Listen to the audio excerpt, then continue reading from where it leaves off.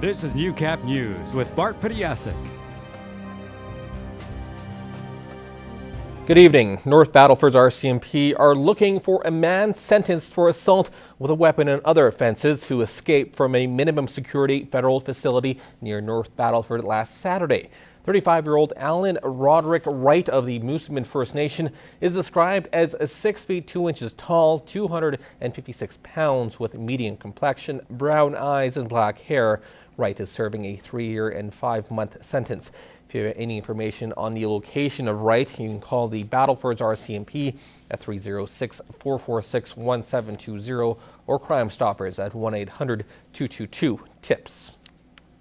And the public is being asked to be on the lookout for a 42-year-old woman who went missing from the Cold Lake area last week. Carrie Ann Glaudet was last seen leaving Primco Dene on Cold Lake First Nation on December 18th at 4 p.m. She was expected to return the next morning, but she did not.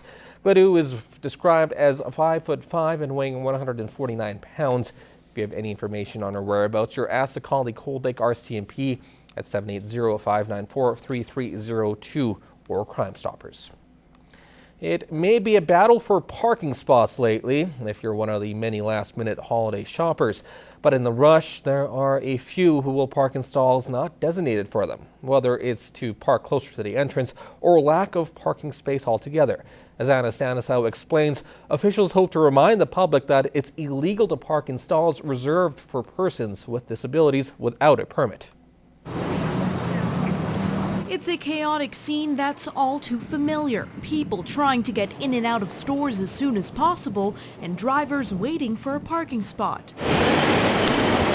But oftentimes, many people see those in a rush park in spaces for persons with disabilities.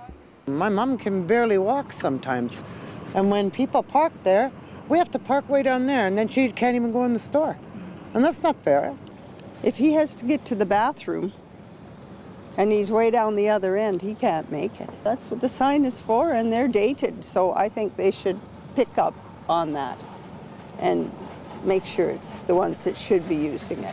If you're not able to walk, you don't have the sticker, get the sticker, because everybody plays that, and I, for one, with 3 small kids, have seen it plenty of times where it's people more than capable to walk that are parking in those spots. Drivers with disabled parking placards say it's frustrating to see people park illegally in handicapped stalls, and RCMP say because it is a bylaw, you can get fined $100. If they have to park somewhere further away, they're at a greater risk for whether it's slipping, falling, or just being hit by another vehicle. It's safer for them to be parked closer, and that's why they've been given those parking permits. Constable Grant Kurzinger says it's always difficult to know if somebody is allowed to be parked in the designated stall, but vehicles should have an identifying placard or license plate. If you see someone who is parked in a handicap stall who is not or does not have a permit hanging in their window, it does not necessarily mean that they don't have a permit. We're taking away the opportunity for the person who is designated to park there to do so. If you're in a rush, chances are those people are going to be in a rush as well. No, it's ignorant. It is. Anna Stanislaw, Newcap News. A local pastor is leaving Lloydminster after 13 years with the First Baptist Church. He spent his time building relationships in the religious community, but as Jeremy Thompson reports, his presence also had an impact on the ice. Mark Breitkreis and his colleagues are putting the final touches on the Christmas Eve service. This will be his last Christmas in Lloydminster before he follows his calling to Edmonton.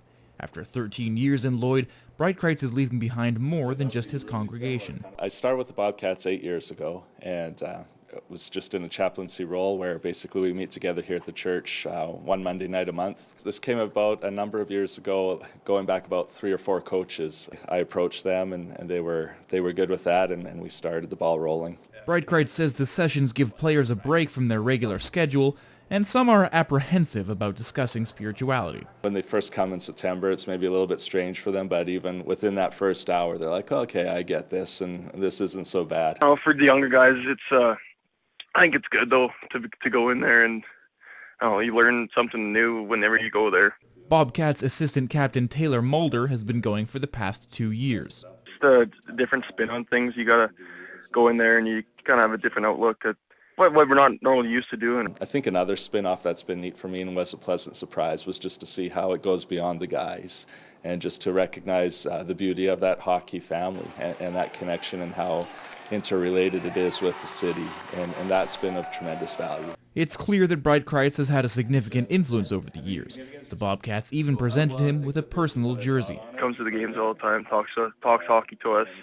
He even comes to the games, comes in the room sometimes and says hi to us after the game or before the game. Oh, he's just a great guy. I'm grateful to them for that opportunity and have appreciated the friendships and relationships that have been built there over the years, and it's something that I'll take with me for sure. Jeremy Thompson, Newcap News.